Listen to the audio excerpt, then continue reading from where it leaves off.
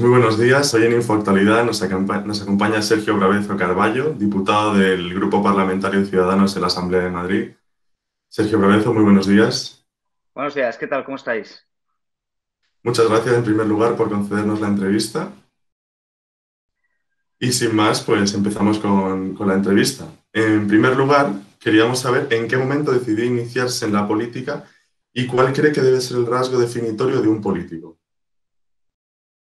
El momento que decidí iniciarme en política, pues tiene diferentes inicios, porque una cosa es el inicio político como miembro de una institución y otro es el inicio político como una persona interesada por la política en general. Y, y respondiendo a la segunda parte, a la política en general, interesado por lo que sucedía en mi país, en mi comunidad, en mi sociedad, pues desde los 13, 14 años escuchando un programa de radio que hoy sigue existiendo, pero que sus presentadores son completamente diferentes, que es Hora 25, de la cadena SER, y que pude escuchar y atender pues de una manera diaria. En ese momento estaba Carlos Llamas, que era el presentador, el mítico presentador de Hora 25, y obviamente pues mi curiosidad surgió de ahí y eso me llevó a intentar pues entender algo sobre la política, ya que es profundo, difícil y cuando uno se inicia también es extraño, como es obvio, porque es nuevo.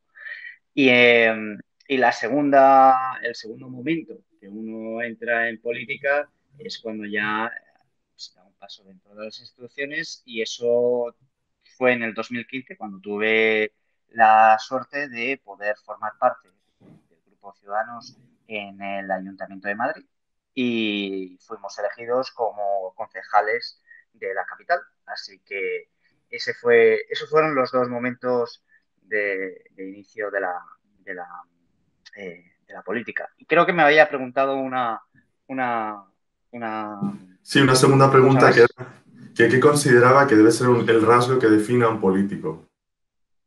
No creo que tenga que tener ningún tipo de rasgo concreto. Creo que el político tiene que ser un representante de la comunidad y por lo tanto tiene que tener los rasgos que la comunidad haya elegido para representarlo.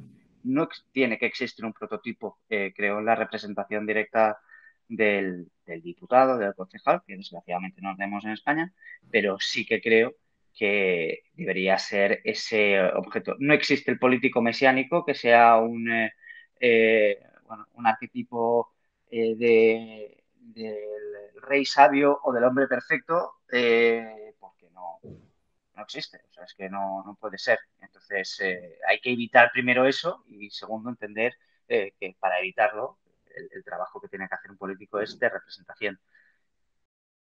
¿Cómo han cambiado las redes sociales la política? ¿Afecta la sobreexposición a la hora de ocupar un cargo público? Sí, evidentemente, han cambiado mucho, pero lleva desde el 2015 y un poquito antes, 2014, cuando se unió política y comunicación en redes, en España concretamente, en otros países que ya, ya estaba instalado hace un tiempo, pero en España fue en el 2014-2015.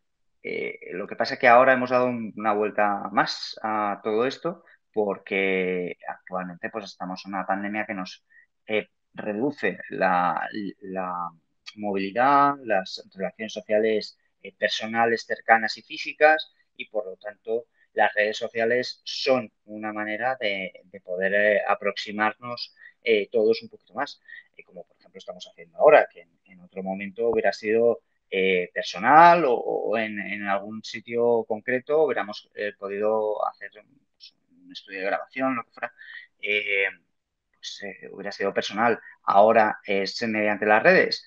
Bueno, pues como todo tiene su parte positiva y su parte negativa, la responsabilidad y el uso que hace cada persona de las redes sociales, pues es igual que el de un cuchillo.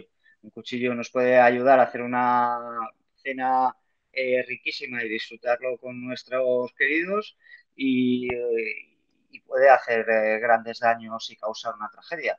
Por lo tanto, las redes sociales, como cualquier otra herramienta, pues tiene su cara y su cruz. ¿Falla algo en la política española?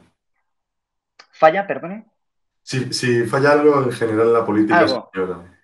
Eh, bueno, fallan muchas cosas.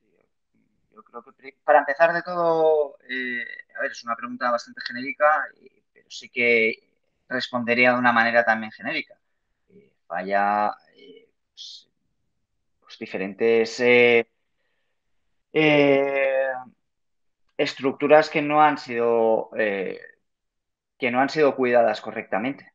España pasó, como muchos países europeos, a una democracia en el siglo pasado y las democracias y la política pues tienen que cuidarse y tienen que evolucionar y tienen que reformarse y tienen que ampliarse y por lo que estamos viendo, pues especialmente lo que serían las estructuras, formalismos, una constitución más formal respecto a cómo está funcionando en los ámbitos y las reglas de juego básicas, pues yo creo que eso es fundamental.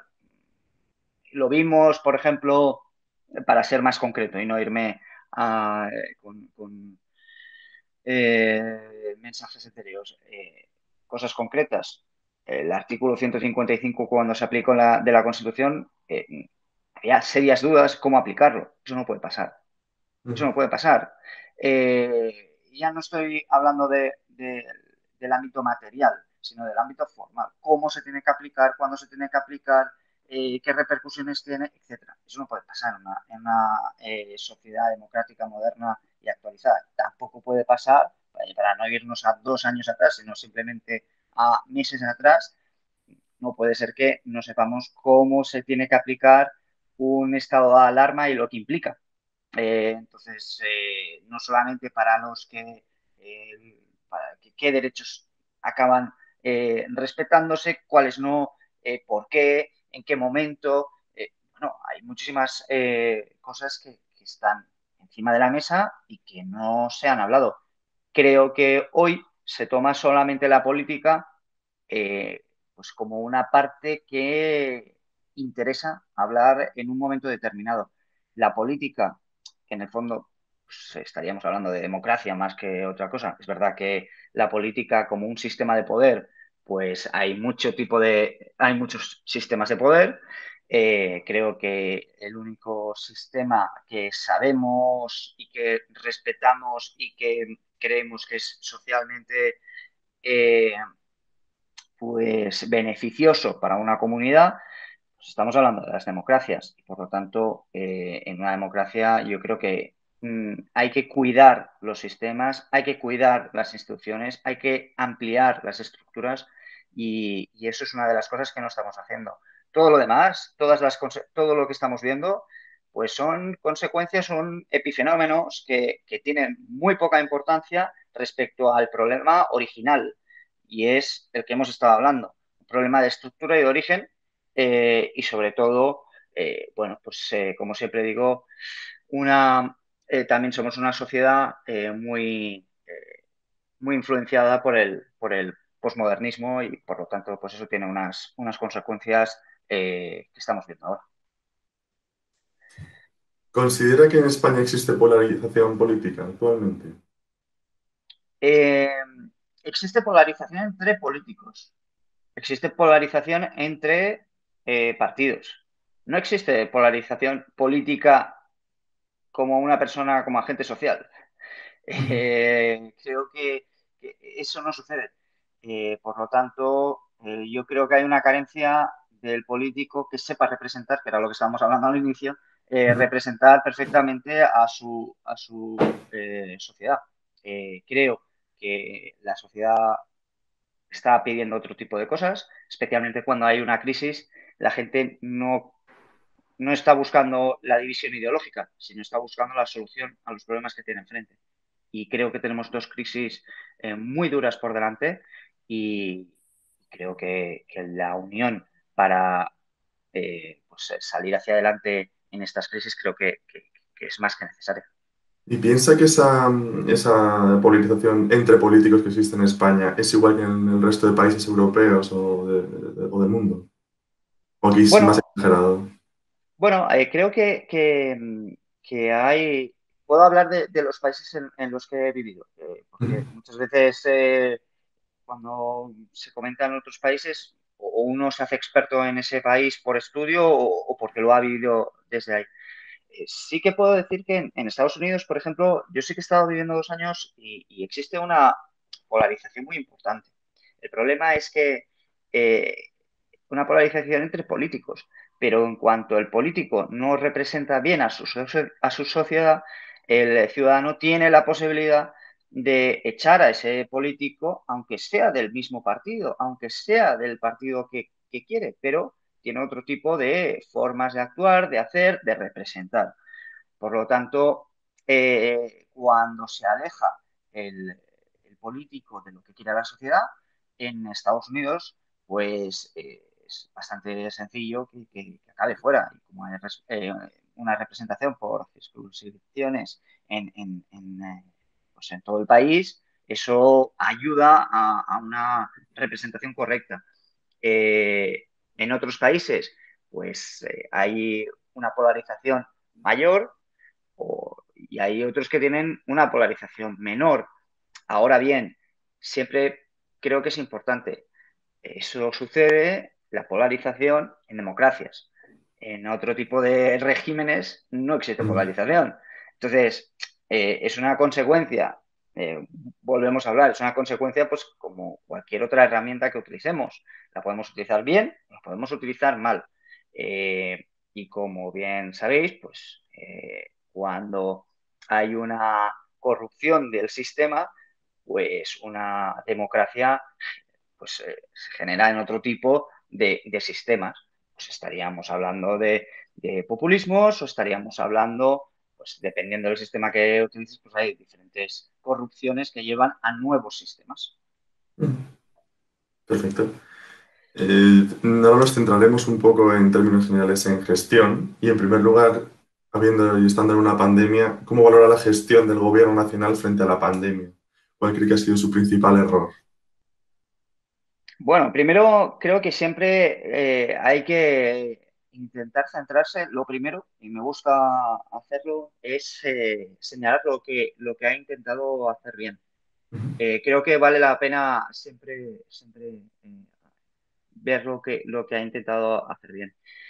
Eh, bueno, uno de los puntos que sí que pondría en marcha sería, o diría que fue atrevido y que fue, pero que fue correcto. Hay a veces que en política uno tiene que tomar decisiones que no son seguras, evidentemente, porque no sabemos lo que pasa. Que fue el tema del estado de alarma. Es verdad que se activó anteriormente, pero fue para otro tipo de crisis que existió en España. Sin embargo, este estado de alarma pues, fue un momento completamente diferente en una pandemia mundial. Bien, yo creo que haber activado el estado de alarma, haber tomado la decisión, yo creo que eso fue correcto y creo que fue difícil. Eh, y evidentemente es algo bueno, que al principio de la pandemia todos pudimos entender y pudimos apoyar. Luego, ¿qué ha sucedido? Bueno, creo que las decisiones que se han tomado han sido una escalada de decisiones que ya son consecuencias de cómo había acabado el 2019. Un país que ya sufría un desgaste económico, un desgaste de empleo, un desgaste de las instituciones. eh, ya se está otra vez hablando de elecciones de jueces por parte de políticos nuevamente. Bueno, creo que esto es, pues eso, un desgaste de las instituciones. Ahora mismo, ¿qué estamos viendo? Pues, desgraciadamente, pues no podemos ver al presidente del gobierno liderando en esta crisis. Eh, y la verdad es que es una crisis dolorosísima, con fallecidos estamos hablando de miles en la actualidad todos los días y, hombre, yo echo de menos que en una crisis como esta, pues nos estemos centrando en resolver pues este grandísimo problema que tenemos. Eh, Porque ahora, hoy, como ayer concretamente, pues solo se está hablando de un debate político en una región de España. Bueno, son prioridades. Eso es lo correcto que tiene que hacer un político. Al igual que aplaudo que se hizo bien en el estado de alarma y aplicarlo de manera correcta en un momento determinado, ¿por qué ahora no? Si las circunstancias son peores que en ese momento.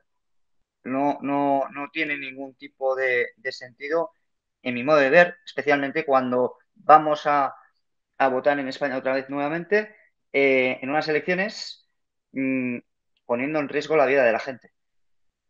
Literal, en el colegio electoral. Lo que puede pasarnos a ti y a mí en un colegio electoral y que nos toque y estar delante de gente que puede, bueno, pues expandir una pandemia todavía más y que acabe no solamente con nuestra vida, sino con la de nuestra familia o seres queridos, porque hemos sido personas que lo han transmitido. Hombre, yo creo que la frivolidad sería la palabra que ha ido mm, pues, imponiéndose frente a la sensatez.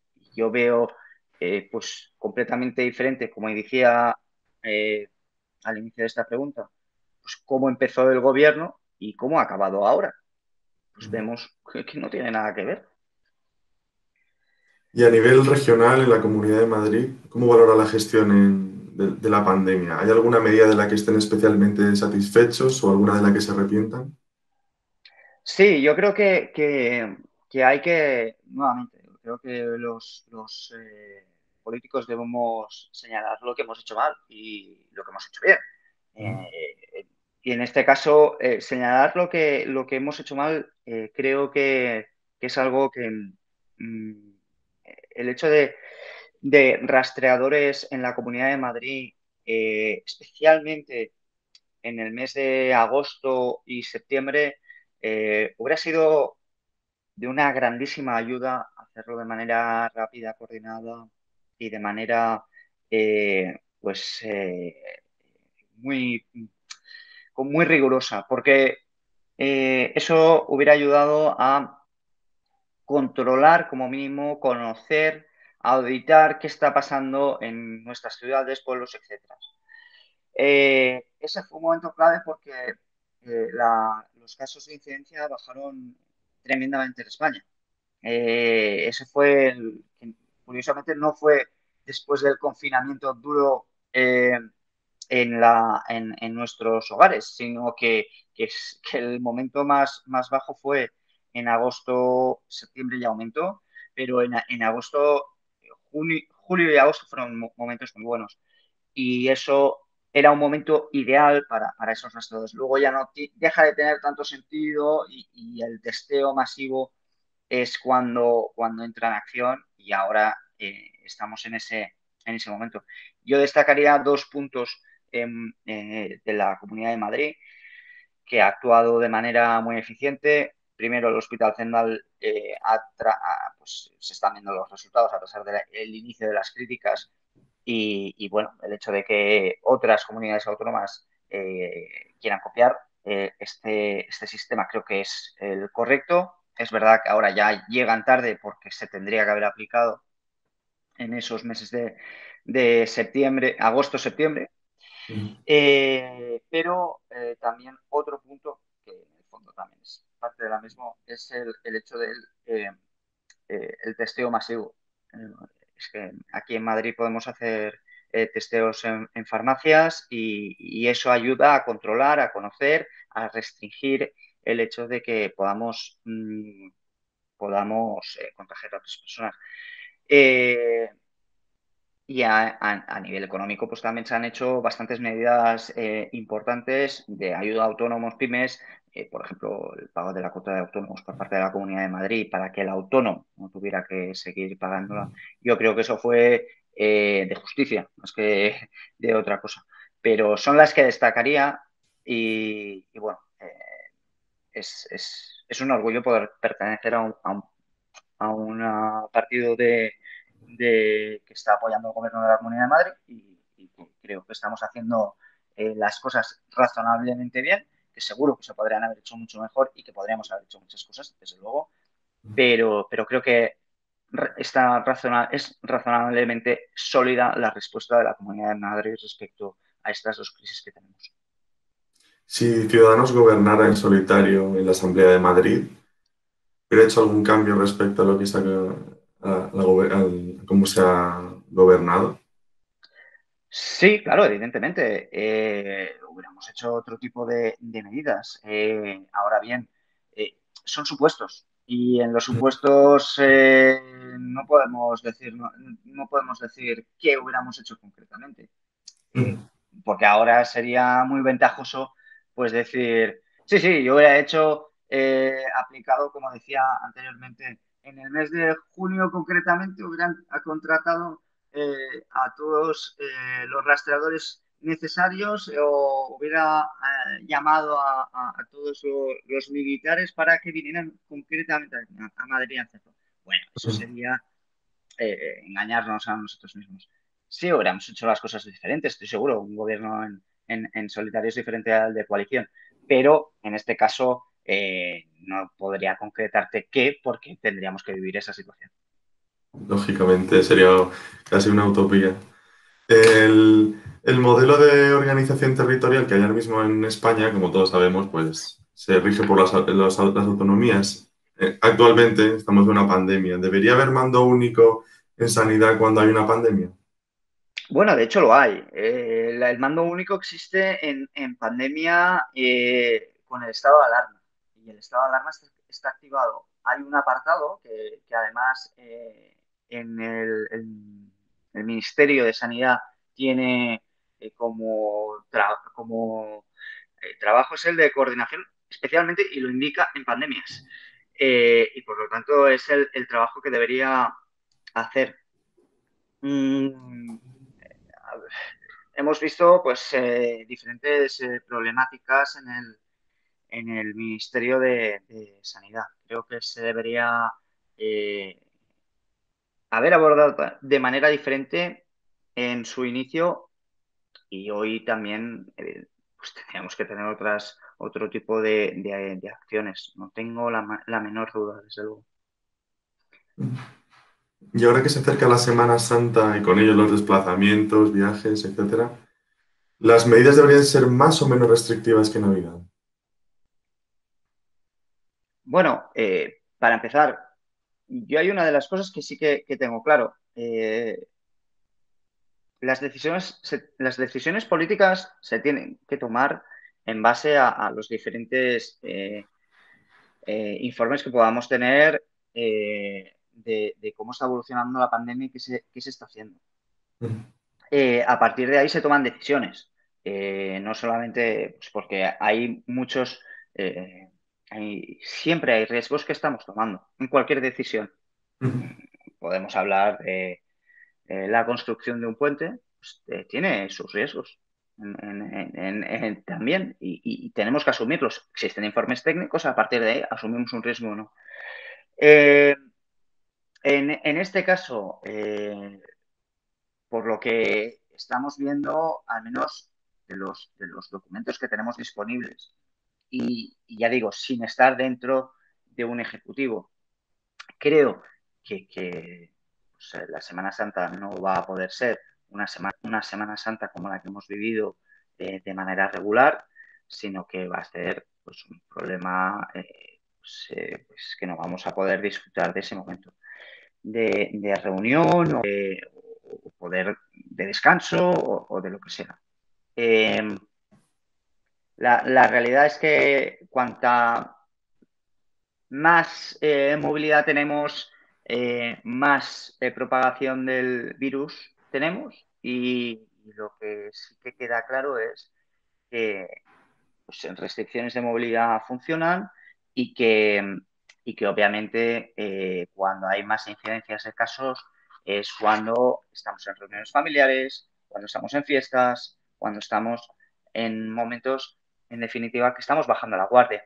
Y si estamos en un momento de descanso, como podría ser la Semana Santa que me comentabas, pues, pues evidentemente eh, todo indicaría a que podría ser pues un nuevo problema para nuestra sociedad otra vez, problema sanitario. En 2021, para los madrileños o aquella persona que vive en Madrid, sabe que empezó con una intensa borrasca Filomena, dejando cifras récord de nieve, frío y hielo, ¿no? Como antiguo responsable de Medio Ambiente y Movilidad en el Ayuntamiento de Madrid de Ciudadanos, ¿piensa que se gestionó correctamente por parte del Ejecutivo Regional? ¿Faltó previsión? ¿No faltó previsión? ¿Hubo ayuda por parte del Ministerio de Transportes? Bueno, a ver, previsión hubo, pues hubo previsión para lo que se esperaba, no hubo previsión para lo que no se esperó, Mm, que estamos hablando mm, de unos datos muy impactantes para la ciudad de Madrid concretamente, donde vimos incluso metros de nieve. No hay que confundir la media de nieve, que se estaba hablando de media 50 centímetros de nieve, lo que mm, significa que en otros sitios tenemos el doble. Y esa es la realidad. Por lo tanto, tener un metro de nieve pues tiene implicaciones para las comunicaciones de una ciudad. Y como vimos, pues gente que salió a disfrutar de la nieve en las calles, cosa que era muy arriesgado y que no se debería hacer, pero que estaban disfrutando de esa nieve porque jamás se había visto eso. mm, Esa es la realidad. Entonces, es un hecho extraordinario, es un hecho único. Y como hecho extraordinario y único, uno no puede estar preparado para eso. Eh, y además, por otro lado, las cosas no tienen que ser, en este caso, pensar que no hay que confundir sociedad con administración. Es una de las cosas que me está sorprendiendo bastante. mm, Eh, no, la comunidad tiene una herramienta que se llama administración no Estado y esta funciona para servir a los ciudadanos. Por lo tanto, eso significa que cuando existen problemas en la calle, lo pudimos ver, hay comunidades de vecinos que tenían sus calles absolutamente limpias porque habían trabajado para quitar nieve y poder pasar por las diferentes calles y el vecindario al lado, pero literal, pues mm, tenía nieve hasta arriba porque, porque no se había organizado esa comunidad de vecinos. Bueno, eso es nuevamente un hecho muy importante a la hora que tenemos que tener en cuenta, porque significa que como sociedad estamos esperando que el Estado reaccione. Y eso significa que el Estado está siendo excesivamente grande. No, la sociedad es la que tiene que liderar, la sociedad es la que controla al Estado, la sociedad es la que tiene que reaccionar y pedir al Estado, no al revés. Entonces, yo creo que también hubo pues esa parte de, como sociedad, pudimos ver que algunas personas pues estaban esperando a que la administración les resolviera ese problema. Hay otras personas que ayudaron para resolver el problema junto a la administración. Yo me quedaría con eso. Eso para mí fue lo más impactante de todo. Porque al final es un hecho extraordinario. Y como hecho extraordinario no se pueden sacar conclusiones. ¿Se ha reaccionado bien, mal o regular? Bueno, pues yo podría comenzar a discutir y decir, bueno, también no ha hecho nada Pedro Sánchez. mm, Barajas estaba cerrado. Las quitanieves de Barajas es que estaban paradas mientras Madrid. Si podemos discutir todo eso. Pero la mm, realidad es que fue un hecho extraordinario y fue para todos. A mí lo que me importa más es que como comunidad todos sepamos que cuando hay una crisis hay que unirse, trabajar y servir al otro. porque servir al otro en verdad también es servirte a ti. Y lo que es bueno para ti es bueno para mí. Limpiamos nuestras calles, nos ayudamos y eso como sociedad nos amplía y nos hace mejores. Y yo creo que esa es la reflexión que yo sacaría de esta crisis. Perfecto. Ahora en un plano más económico, todos sabemos que esta crisis sanitaria pues desemboca en una crisis económica. ¿Cómo cree que se podrá paliar esta crisis? ¿Qué planes de futuro se barajan desde Ciudadanos para mitigar esta futura crisis o presente crisis económica? Sí, presente, crisis económica ya, como bien indicas, bueno, pues creo que nos ha quedado muy claro que a nivel económico España tiene que cambiar radicalmente, radicalmente. ¿Por qué? Hombre, vamos a mirar, no me voy directamente a Holanda, Alemania, no me voy a países que podamos, en los que se pueda uno creer, que nos hace que hay unas diferencias culturales y abismales que uno no puede llegar. Vámonos a Portugal mismo, nuestros vecinos. Pues tienen un 6% de paro. Nosotros tenemos un 14% de paro en el 2000, inicios del 2020, enero del 2020. Claro, 14% de paro para nosotros es 3 millones de personas paradas, que se dice pronto. Entonces, como lo decimos en tanto por ciento para que, para no sentirnos mal. 3 millones de personas que no tienen empleo. Más un total de 10 millones de personas que estaban en enero del 2020, antes de la crisis, estaban percibiendo algún tipo de pensión por parte del Estado. Jubilados entre ellos, bueno, pues, personas desempleadas, etcétera. Claro, eso significa que que cuando viene una crisis, las instituciones, hemos comentado al principio que no representaban o que tenían o que sufrían desgastes. Bueno, pues eso, más un desgaste económico que también estaba sufriendo España, ya digo, antes de la crisis. Yo me estoy refiriendo a antes. Eh, y luego, otro punto que también creo que es fundamental, pues, España sigue sin tener ninguna universidad dentro de las 100 mejores, universidad pública dentro de las 100 mejores universidades del mundo. Ostras, esto es muy fuerte. Entonces, hay que cambiar absolutamente el modelo económico que tenemos. Es un modelo económico que prima la intervención y ya hemos visto que cuando ha intervenido el Estado en las diferentes crisis, pues no ha sabido reaccionar y no hay ningún tipo de duda. Creo que cuanta más sociedad, mmm, más crecimiento, más empleo, más salidas hay, como estábamos comentando también anteriormente, y por lo tanto el camino nos lo han marcado los diferentes países europeos, donde podemos ver perfectamente qué tipo de modelo laboral tienen, qué tipo de impuestos tienen, qué tipo de eh, salarios se pueden llegar a disfrutar, qué oportunidades hay. No puede ser que España hable, o muchos de los políticos hablen de los países del norte, por ejemplo, países como Dinamarca, y en el rating de Doing Business, Dinamarca está todos los años dentro de los 10 primeros mejores puestos. Es decir, es un sitio donde se puede hacer negocio de una manera rápida, sencilla, clara, es fácil, es ágil.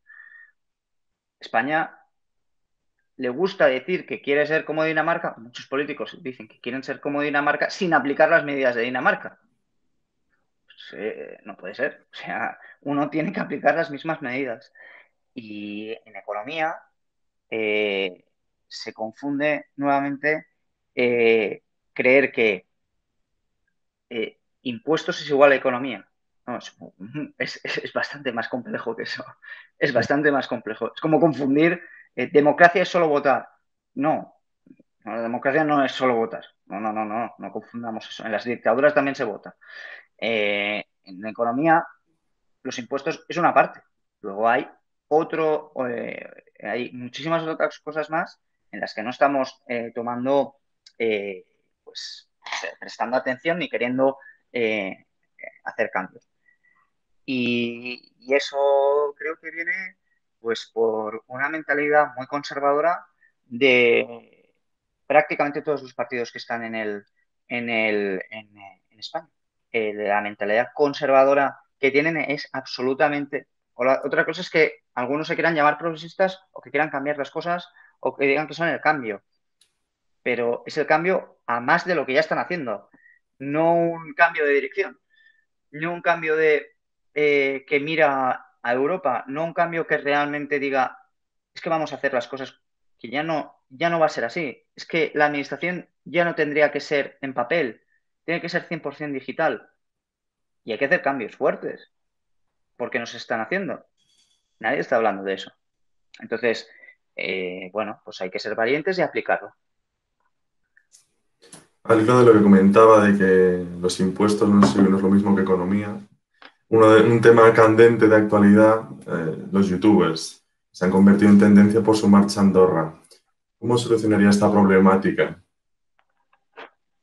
Bueno, me tiene un poco, me da un poco de miedo lo que estoy escuchando por algunos partidos. Hay a veces que parece que quieren montar un muro, dicen que no quieren, que no deberían marcharse y obligarles a pagar durante 5 años un impuesto.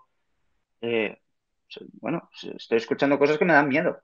O sea, la libertad personal, y como estaba diciendo antes, el Estado es una herramienta de la sociedad, no al revés.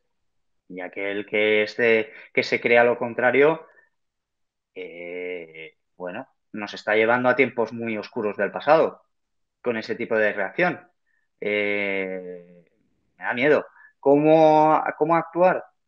Es que, a ver, España, fijémonos, y hay que ser claros y sinceros. Y eso es una honestidad, creo que en economía, por parte de muchos, pues no, creo que nos está dando cuando habla sobre los problemas que tiene el país.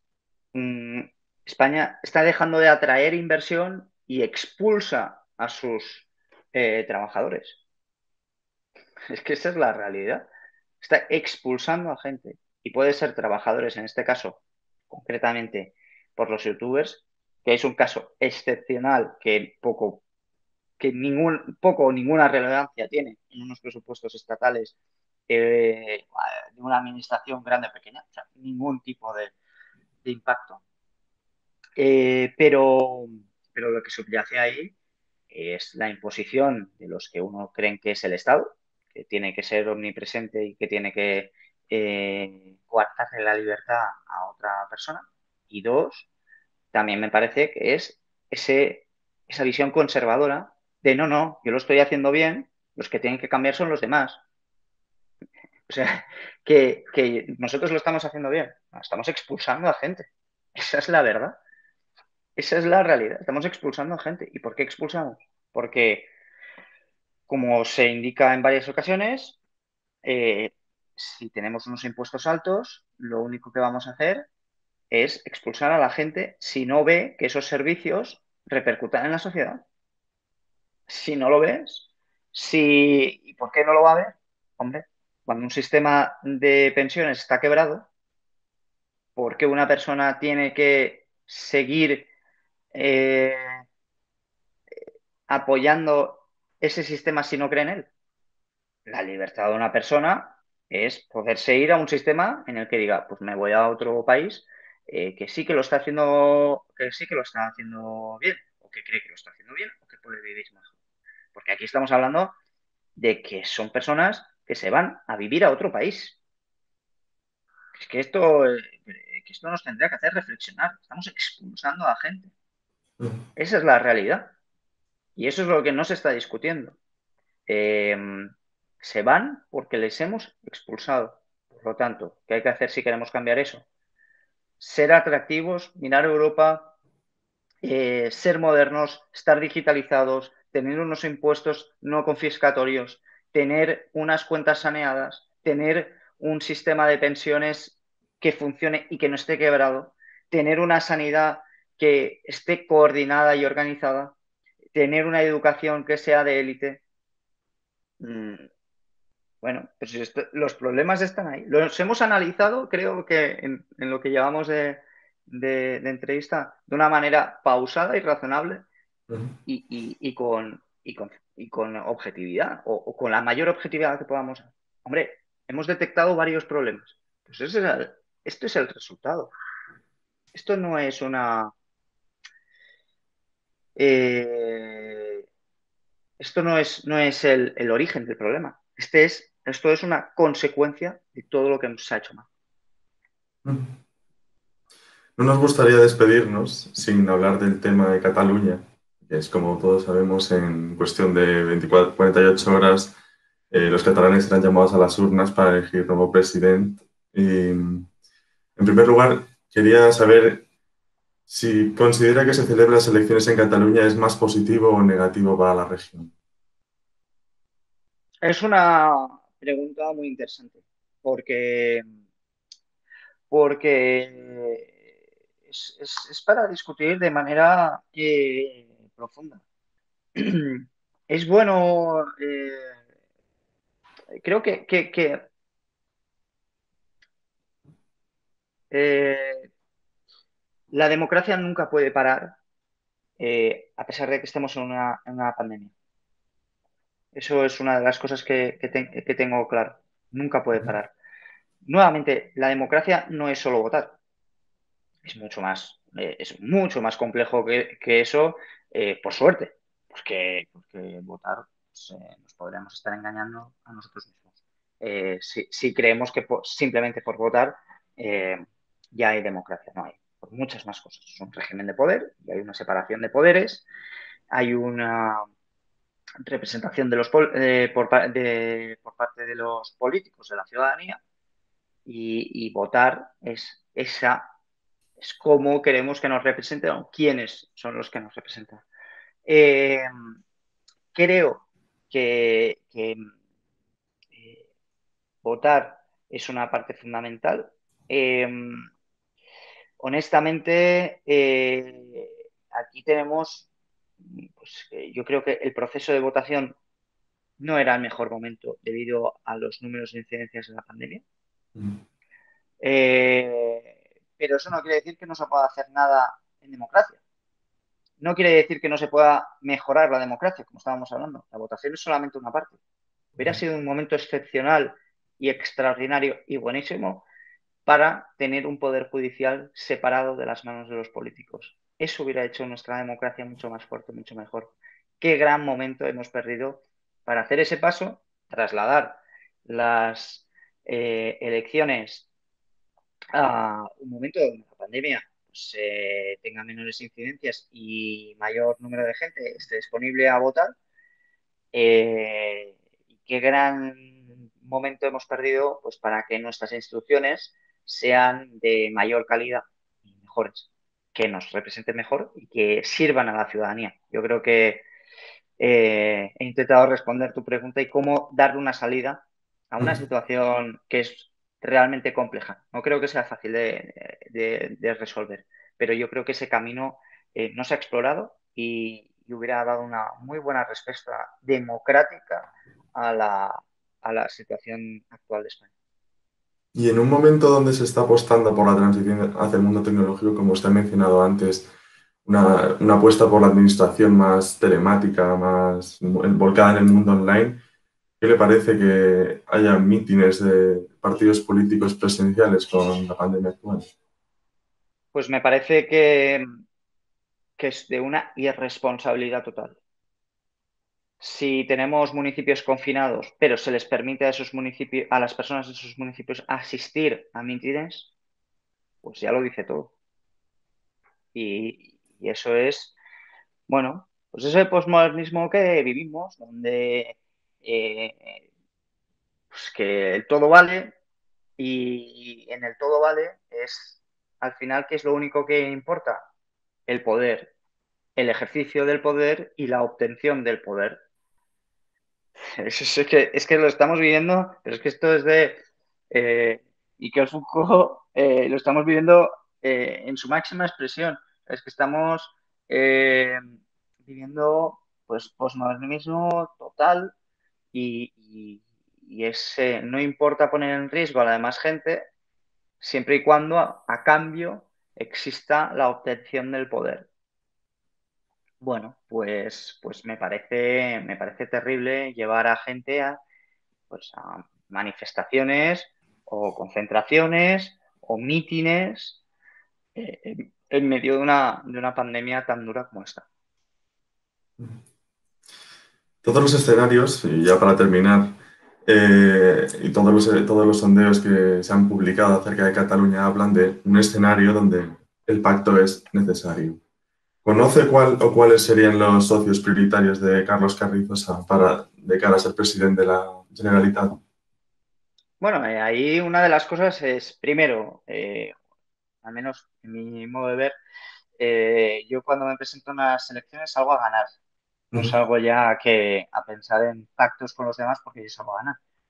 Eh, y segundo, yo diría a todos los votantes que quieran la unión en vez de la segregación, que quieran eh, una, eh, una coherencia en las calles, que quieran seguridad, que quieran vivir tranquilos, que unifiquen ese voto bajo las fuerzas de Ciudadanos. Creo que sería la mejor manera de hacerlo, porque eh, esto ya no se trata de una ideología concreta, se trata de que estamos viendo agresiones en las calles por pensar diferente.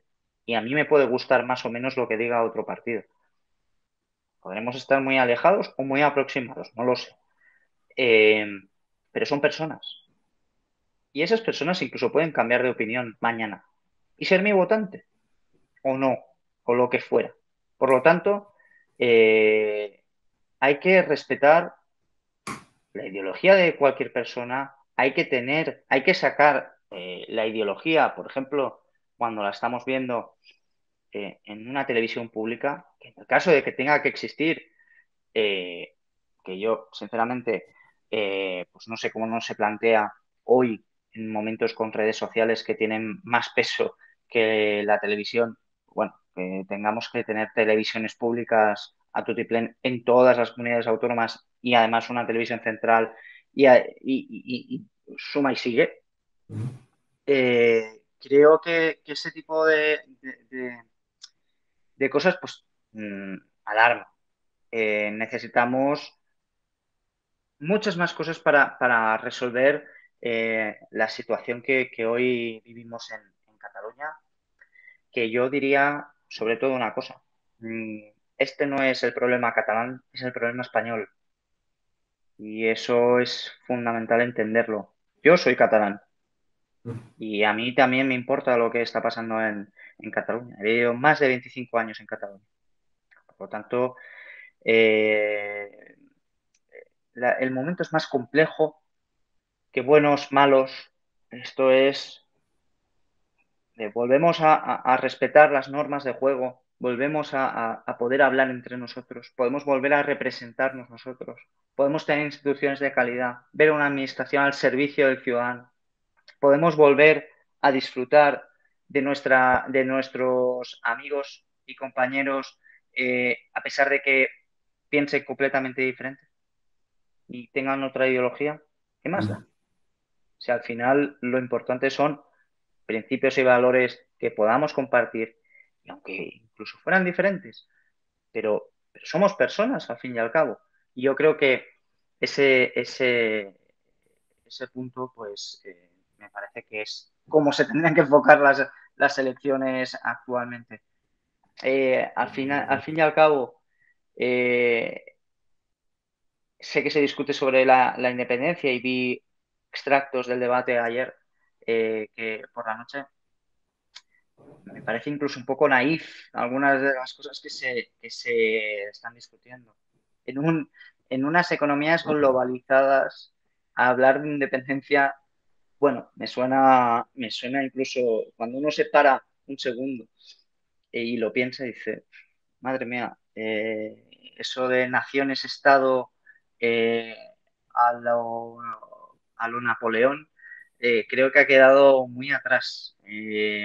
Yo prefiero creer en las personas, prefiero poner por encima de todo a una persona, respetar sus derechos, respetar sus valores y luego ya vendrá el Estado o la administración que tú quieras. Pero es que estamos discutiendo esos principios básicos, respetar principios y propios de una persona, su libertad, su vida, su propiedad, principios como la responsabilidad, el esfuerzo, bueno, pues todas esas cosas se están poniendo en duda. Eso es lo que hoy creo que estamos discutiendo en Cataluña. Mm, porque por el otro lado veo también, bueno, promesas de vamos a acabar con las comunidades autónomas. Bueno, pues sabes perfectamente que no lo puedes hacer porque la Constitución no te lo permite.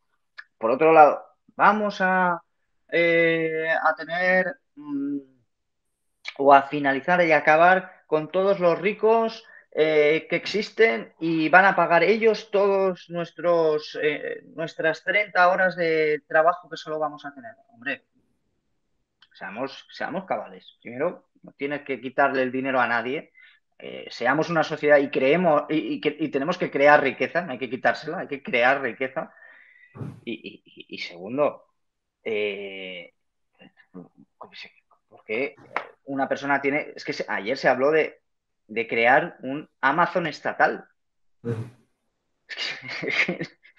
No sé, es que de verdad, de verdad, o sea, es un poco sorprendente la situación que estamos viendo. Por lo tanto, racionalidad, volver a las cosas que se necesitan, respetar valores, respetar estructuras y tener principios claros. Yo creo que eso es lo que se está discutiendo. Y creo que eh, no importa tanto el partido político si quieres, sino importan más las personas y que se agrupen bajo unas siglas.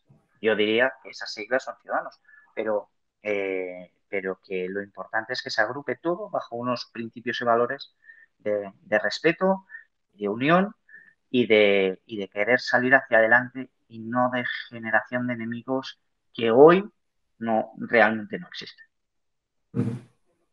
Sergio Brabezo, diputado de la Asamblea de Madrid, muchas gracias por su tiempo, por la entrevista. Ojalá que nos podamos encontrar físicamente, ya sea en la redacción de Infoactualidad, en la Complutense, en la Asamblea, donde fuera. Ha sido un placer, muchas gracias. Pues muchísimas gracias, todo un placer y ya sabéis dónde estoy. Cuando queráis hablar, aquí me tenéis.